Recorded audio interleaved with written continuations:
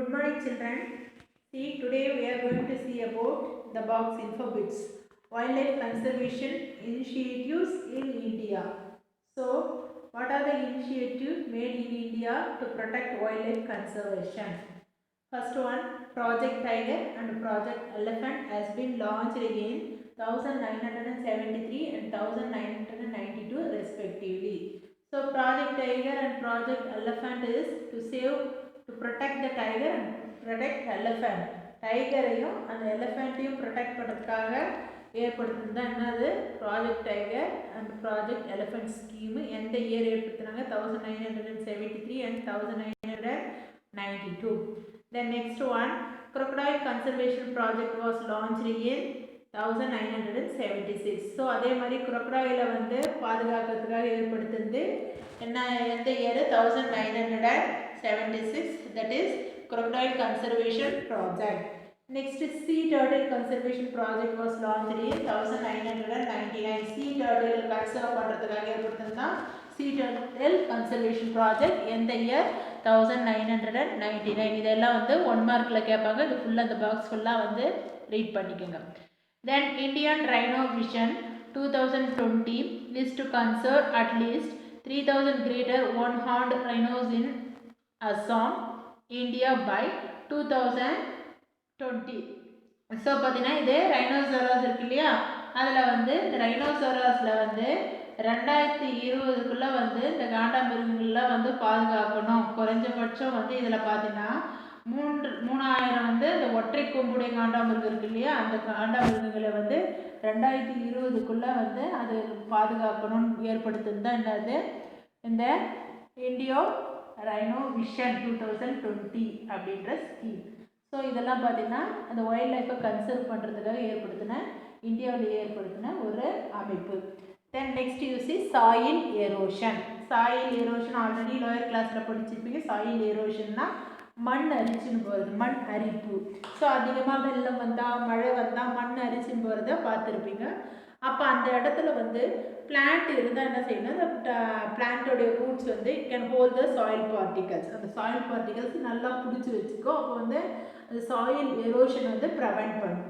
So now you see soil erosion. The top layers of soil contain humus and mineral salts which are vital for the growth of plants. So top layer எப்பவுமே வந்து layers of soil பார்த்தீங்கன்னா top layer மேலே இருக்கிற மண்ணுடைய மேலே இருக்கிற top layer of soilனா it contains the humus. Humusனா மக்கிய இலை தழை எல்லாமே வந்து அதில் மேலே இருக்கும். Humus and mineral salts, it contains the mineral salts also. It is important for the growth of the plants. So in the top layer of soil தான் வந்து humus mineral salts இருக்கிறதுனால plant நல்லா வளர்றதுக்கு தேவையானது. Then removal of upper layer of soil by wind and water is called soil erosions. So the upper layer of the soil, that is the top layer of soil, that can be washed away by, removed away by wind and water is called soil erosion. விண்ட்னாலையும் வாட்டர்னாலையும் வந்து அடிச்சுட்டு போகிறது என்ன சொல்கிறோம், soil erosion சொல்கிறோம். Soil erosion causes a significant loss of humus, nutrients and decrease the fertility of the soil. So soil erosionனால என்ன ஆகுதுன்னா loss of humus. First one, top soil humus இருக்குன்னு சொல்கிறோம். அந்த humus வந்து அடிச்சுட்டு போயிடுச்சுன்னா அப்போ loss of humus வரும். Then nutrientsம் அது ரிமூவ் ஆகிடும். Then decrease the fertility of the soil. Top soil இல்லைன்னா அதை அடிச்சுட்டு போயிடுச்சுன்னா அப்போ என்ன ஆகும்னா அந்த சாயிலுடைய ஃபர்டிலிட்டி வளம் குறைஞ்சிட்டோம். ஓகேவா? ஸோ இதெல்லாம் வந்து எதனாலனா சாயில் எரோஷன் நடக்கிறதுனால இந்த சிக்னிஃபிகண்ட் வந்து இருக்குது. Next you see agents of soil erosion. எதனால வந்து சாயில் எரோஷன் நடக்குதுன்னா agents of soil erosion are high velocity of wind, air currents. அதாவது வந்து காற்று வீசும் வேகம் அதிகமாக எவ்வளோ காற்று வீசுதோ அதை பொறுத்து சாயில் எரோஷனும் மண் அரிப்பும் வந்து நடக்கும். அதாவது அதிகமாக வந்து பாலைவனத்தெல்லாம் வந்து காற்றடிச்சுன்னா வந்து மணல் வந்து அதிகமாக வீசும் இல்லையா, அது மாதிரி. தென் ஃப்ளோயிங் வாட்டர், தண்ணி ஓடுறதை பொறுத்து அந்த சாயில் எரோஷன் இருக்கும். ஓகேவா? தென் லேண்ட்ஸ்லைட்ஸ், மண் சரிவு இருக்கிறத பொறுத்து வந்து நிலச்சரிவு நடக்கிற இடத்துல வந்து அங்கே மண் அரிப்பு வந்து அதிகமாக இருக்கும். தென் ஹியூமன் ஆக்டிவிட்டீஸ், நேச்சுரலாக அவங்க ஹியூமன் ஆக்டிவிட்டீஸ்னால வந்து deforestation, farming and mining and over grazing by cattle, deforestation காடுகளை அழிக்கிறதுனால வந்து சாயில் எரோஷன் இருக்கும். தென் ஃபார்மிங் வந்து விவசாய நிலத்துக்காக என்ன செய்வாங்க, காடுகளை அழிப்பாங்க, மரங்களை வெட்டுவாங்க, அதனால் வந்து சாயில் எரோஷன் வந்து இருக்கும். நெக்ஸ்ட் சுரங்கம் தோன்றதுக்காக சுரங்கங்கள் அமைக்கிறதுக்காக அங்கே இருக்கிற காடுகளை அழிச்சாங்கன்னா அப்போ என்ன ஆகுனா சாயில் எரோஷன் நடக்கும். Next one is over grazing by cattle ஆடு மாடுகள் வந்து அங்கே இருக்கிற செடிகளை வந்து மேய்ச்சிச்சுன்னா அப்போ சாயில் எரோஷன் அதிகமாக நடக்கும். These are the agents of soil erosion. Next management of soil erosion. அப்போ சாயில் எரோஷன் நடக்காமல் எப்படி வந்து நம்ம அதை தடுக்கலாம் அப்படின்னு சொல்ல first retain vegetation cover so that soil is not exposed. Retain vegetation cover அப்படின்னா வந்து ஃபுல்லாக அந்த சாயில் அந்த சர்ஃபேஸ் ஃபுல்லாக வந்து என்ன ஆகுனா வெஜிடேஷன் கவர் ஆன மாதிரி இருக்குது. அதாவது ஃபுல்லாக அந்த தாவரங்களை வந்து பிளான்ட்ஸை வந்து வளர்த்துருக்கனால என்ன செய்யலாம்னா நம்ம சாயில் எரோஷன் நடக்காமல் தடுக்கலாம். தென் கேட்டில் கிரேசிங் ஷுட் பி கண்ட்ரோல்டு. அது மாதிரி வளர்த்த இடத்துல வந்து பிளான்ட்ஸ் இருக்கிற இடத்துல வந்து கேட்டில் கிரேசிங் ஆடு மாடுகள் வந்து மேய்க்கிறத வந்து நம்ம கண்ட்ரோல் பண்ணி அந்த பிளான்ட்ஸை மேயாமல் இருக்க வச்சதுனால சாயில் எரோஷன் நடக்காமல் தடுக்கலாம். Next graph rotation and soil management improve soil organic matter. Graph rotation already lower கிளாஸில் படிச்சிருப்பீங்க 8th. கிராப் ரொட்டேஷனாக ஒரே டைப்ஸ் ஆஃப் பிளான்ட்ஸை வந்து பயிரிடாமல் என்ன செய்யணும்னா ரொட்டேஷனல் கிராப்ஸ் மாற்றி மாற்றி வந்து பயிரிடணும். ஒரு சீசனில் ஃபார் எக்ஸாம்பிள் நெல் இதுனா அடுத்த சீசனில் கடலை, அதுக்கு அடுத்த சீசனில் பூ, இது மாதிரி மாற்றி மாற்றி பயிரிடுறதுனால அந்த சாயிலுக்கு தேவையான நியூட்ரியன்ட் கிடைக்கும். அப்போ வந்து என்ன ஆகும், அந்த மண் அரிப்பு ஏற்படாமல் நம்ம தடுக்கலாம், சாயில் எரோஷன் ஏற்படாமல் தடுக்கலாம். Then next run off water should be stored in the catchment. அது மாதிரி வந்து தண்ணி வந்து வெள்ளம் வர சொல்ல அதிகமாக வர சொல்ல அது ஓடுற தண்ணினால அந்த மண் அரிச்சுட்டு போகும் இல்லையா, அது மாதிரி தண்ணி ஓடாமல் அந்த வாட்டரை வந்து என்ன செய்யலாம், it can be stored in the catchment. கேட்ச்மெண்ட்ஸ்னால் ஒரு குழி தோண்டி அதில் ஸ்டோர் பண்ணுறதோ இல்லை டேமில் ஸ்டோர் பண்ணுறதோ அது மாதிரி வந்து ஸ்டோர் பண்ணி வைக்கிறதுனால என்ன செய்யலாம், we can prevent the soil erosion. Then reforestation, terracing and counter flooding. Reforestation na planting more trees. நிறைய trees வந்து நடுறதுனால வந்து என்ன செய்யலாம், soil erosion நடக்காம இருக்கணும். நெக்ஸ்ட் terracingனா ஸ்டெப் பிளான்டிங். அதாவது வந்து ஊட்டிலாம் பார்த்தீங்கன்னா அந்த டீ பிளான்ட்லாம் வந்து எப்படின்னா ஸ்டெப் பை ஸ்டெப்பாக இருக்கும் இல்லையா, படிக்கட்டு மாதிரி இருக்கும். அது மாதிரி இருக்க சொல்ல அங்கே தண்ணி வர சொல்ல அப்போ அதனுடைய வாட்டர் ஃப்ளோ கெப்பாசிட்டி வந்து என்ன ஆகுதுன்னா குறைஞ்சிடும். அப்போ வந்து ஃபாஸ்ட்டாக வராது. அப்போ அங்கே வந்து சாயில் எரோஷன் நடக்காமல் இருக்கும். நெக்ஸ்ட் கவுண்டர் ஃப்ளக்கிங்னா வந்து அதே மாதிரி தான் இருக்கும், ஸ்டெப் பை ஸ்டெப்பாக தான் இருக்கும். அங்கே வந்து என்ன செய்வாங்கன்னா அங்கே உழறது வந்து எப்படி செய்வாங்கன்னா அந்த வாட்டர் வர்றதுக்கு ஆப்போசிட் டைரக்ஷனில் வந்து அங்கே பயிரிடுறது உழறதெல்லாம் செய்வாங்க. அதனால் வந்து சாயில் எரோஷன் நடக்காமல் தடுக்கலாம். Next one, wind speed can be controlled by planting trees in the form of a shelter bed. So அந்த காற்றினுடைய வேகம் ஸ்பீடாக வருது, அதை கட்டுப்படுத்துறதுக்காக என்ன செய்கிறது, நம்ம மரங்களை நட்டு அதன் மூலமாக வந்து என்ன செய்யலாம், சாயில் எரோஷன் நடக்காமல் தடுக்கலாம். See this diagram, first diagram பார்த்தீங்கன்னா this is terracing, second diagram வந்து கவுண்டர் ஃப்ளக்கிங். அதாவது ஸ்டெப் பை ஸ்டெப் வந்து அந்த பிளான்ஸை வளர்க்கறதுனால என்ன செய்யலாம், சாயில் எரோஷன் எதுவும்லாம். நெக்ஸ்ட்டு வந்து அதே மாதிரி ஸ்டெப் பை ஸ்டெப்பில் பார்த்தீங்கன்னா அந்த வாட்டர் ஃப்ளோ அந்த நீரோட்டம் வர்றதுக்கு ஆப்போசிட் டைரெக்ஷனில் வந்து ஃப்ளவிங் செய்யுது, அதை உழறதுனால வந்து என்ன செய்யலாம், சாயில் எரோஷனை தடுக்கலாம். Next renewable and non-renewable energy resources. Energy is an important input for development. So ஒரு நாட்டினுடைய வளர்ச்சிக்கு எனர்ஜின்றது ரொம்ப important. Energy is an important input for the development of the nation.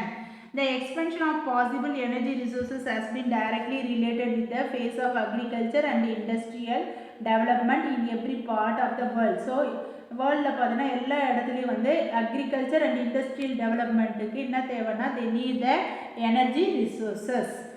So energy resources can be classified into non-renewable and renewable energy resources. So energy resources ரெண்டா classify பண்ணுறோம். What are they? One is non-renewable, another one is renewable energy resources. First we see non-renewable, exhaustible energy resources. Exhaustible-னா தீர்ந்து போகக்கூடியது. Energy obtained from resources that cannot renew themselves over a short period of time is known as non-renewable energy resources. அதாவது வந்து குறுகிய காலத்துக்குள்ள குறைஞ்ச காலத்துக்குள்ள வந்து என்ன செய்ய முடியாது, it can not be renew themselves, அதை வந்து புதுப்பிச்சு கொள்ள முடியாது. அதை வந்து என்ன சொல்கிறோன்னா நான் ரெனியூவபிள் எனர்ஜி ரிசோர்ஸஸ்ன்னு சொல்கிறோம். These are available in limited amount in nature. இது இயற்கையாகவே வந்து ஒரு குறிப்பிட்ட அளவு தான் வந்து கிடைக்கும். They include coal, petroleum, natural gas and nuclear power. So என்னென்ன பார்த்தீங்கன்னா non renewable energy resources coal, petroleum, natural gas and nuclear power. இது வந்து என்னன்னா ஒரு ஷார்ட் பீரியடில் வந்து இதை வந்து திருப்பி வந்து அதை உற்பத்தி செய்ய முடியாது. ஓகேவா? These conventional energy resources account for 90% of the world's production of commercial energy and nuclear power account for 10%. So இந்த கன்வென்ஷனல் எனர்ஜி அதாவது வந்து மரபு சார்ந்த வளங்கள் சொல்லுவோம். இது என்ன வழக்கமாக நம்ம பயன்படுத்தக்கூடிய இந்த ரிசோர்ஸஸில் வந்து பார்த்தீங்கன்னா 90% பார்த்தீங்கன்னா இது வந்து என்னென்னா கமர்ஷியல் எனர்ஜி அதாவது கன்வென்ஷனல் எனர்ஜியாக இருக்கும். மீதி 10% வந்து என்னன்னா நியூக்ளியர் பவராக இருக்கும். Then next you C renewable inexhaustible energy resources.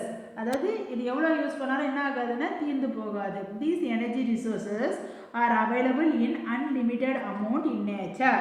So நேச்சுரலாக வந்து இது என்ன ஆகும்னா they are available in unlimited amount. நம்மளுக்கு வந்து நிறைய அளவு வந்து அதிக அளவில் கிடைக்கக்கூடியது இயற்கையாக. They can be renewed over a short period of time. இது வந்து என்ன ஆகும் குறுகிய காலத்துக்குள்ளே வந்து தன்னை புதுப்பிச்சு நிறைய வந்து உற்பத்தி செய்யக்கூடியது. இன்எக்ஸ்பென்சிவ்னா இதனுடைய விலையும் எப்படி இருக்கும் கம்மியாக இருக்கும். And can be harvested continuously. நம்மளுக்கு இது யூஸ் பண்ணாலும் இது தீராமல் நம்மளுக்கு உடனுக்குடன் வந்து கிடைச்சினே வந்து கண்டினியூஸாக கிடைச்சினே இருக்கும். This comprise them vast potential of non-conventional energy resources which include. அப்போ வந்து இந்த பார்த்தீங்கன்னா இந்த non-conventional energy resources அதாவது மரபு சாரா ஆற்றல் சொல்லுவோம். இதில் என்னென்னா பார்த்தீங்கன்னா first one biofuel, second one biomass energy. So பயோஃபியூல்ன்றது எதுலேருந்து நம்மளுக்கு கிடைக்கக்கூடியதுன்னா பிளான்ட் ஆர் அனிமல் வேஸ்ட்லேருந்து கிடைக்கக்கூடியது தான் பயோஃபியூலு. அதுக்கு எக்ஸாம்பிள் எது சொல்லணும்னா எத்தனால் சொல்லலாம். நெக்ஸ்ட்டு வந்து பயோமாஸ் எனர்ஜின்றது பிளான்ட்டு வுட்டு இதிலிருந்து கிடைக்கக்கூடியது தான் வந்து biomass energy. Next one is geothermal energy. Geothermal எனர்ஜினா ஜியோனா வந்து எர்த்து, தெர்மல்னா அதனுடைய ஹீட்னஸ், எர்த்தினுடைய ஹீட்னஸ்ல இருந்து வந்து அந்த பூமிக்கு அடியில் பார்த்தோம்னா அந்த மேக்மா இருக்கும். அந்த மேக்மாவினுடைய ஹெல்ப்பால் அங்கே ஹாட் வாட்டர் இருக்கும். அதில் இருந்த ஹாட் வாட்டர் வெளியில் எடுத்துகிட்டு வந்து பூமிக்கு மேலே எடுத்துகிட்டு வந்து அதிலிருந்து வந்து எலக்ட்ரிசிட்டி வந்து தயாரிக்கிறது என்னது geothermal energy.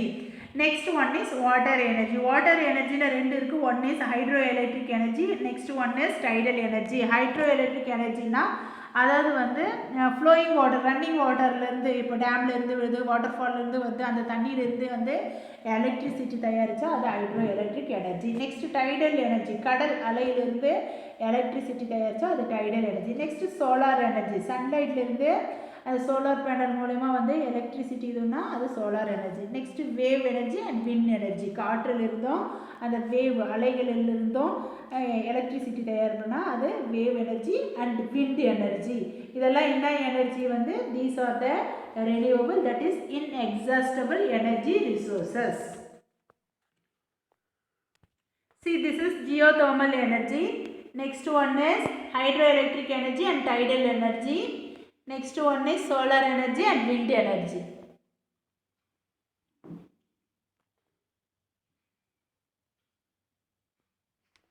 Next, fossil fuels. Fossil fuels are found inside the earth crust and are energy rich substances formed by natural process. So fossil fuels வந்து எங்க இருக்குதுன்னா it found inside the earth crust. அதாவது எர்த்தினுடைய crust பூமியின் மேற்பகுதி அதுங்க பார்த்தீங்கன்னா அதில் energy rich substances formed by natural process. Natural process மூலயமா வந்து உருவாகதான் என்ன சொல்கிறோம் ஃபாசில் ஃபியூல்ஸ் சொல்கிறோம். எந்த ப்ராசஸ்னால் such as anaerobic decomposition of buried dead organism. அதில் புதையுண்டு இருக்கிற dead organism, it may be plants or animals, அது வந்து பிளான்ட்டாக இருக்கலாம் ஆர் அனிமலாக இருக்கலாம், அதெல்லாம் புதையுண்டு எந்த ப்ராசஸ்னால் anaerobic decomposition. அதாவது anaerobicனா வித்தவுட் ஆக்சிஜன், ஆக்சிஜன் இல்லாமல் அந்த பொருள்லாம் வந்து டெட் ஆர்கானிசம்லாம் என்ன ஆகுதுன்னா டீகம்போஸ் ஆகுது. டீகம்போஸ் ஆகுதுன்னா மக்கி அது சிதையுண்டு. அதுவும் எத்தனை வருஷம்னா ஓவர் மில்லியன்ஸ் ஆஃப் இயர்ஸ், பல வருஷமாக வந்து அது மக்கி சிதையுண்டு. அது என்னவா மாறுனா it can be converted into fossil fuels. As the accumulating sediment layers produce heat and pressure. இது மாதிரி அந்த dead organism they can be buried by one அது ஒன்று மேலே ஒன்று அப்படியே ஒரு செடிமெண்ட்டாக வந்து ஃபார்ம் ஆகுது, ஒரு லேயராக ஃபார்ம் ஆகுது. அதனால என்ன ஆகுதுன்னா it produces heat and pressure. அது மாதிரி ஒன்று மேலே ஒன்று படிக்க சொல்லலாம், ஹீட்டும் ப்ரெஷரும் ப்ரொடியூஸ் பண்ணி the remains of the organism are gradually transformed into hydrocarbon. அது எல்லாமே என்ன அது மாதிரி ரிமைனிங் ஆர்கானிசம் எல்லாமே என்னவா சேஞ்ச் ஆகுது, it can be transformed into hydrocarbon. ஹைட்ரோகார்பன்னா ஹைட்ரஜனும் கார்பனும் சேர்ந்தது ஹைட்ரோகார்பன். ஹைட்ரோகார்பனுக்கு example for example methane CH4 அதை சொல்லலாம்.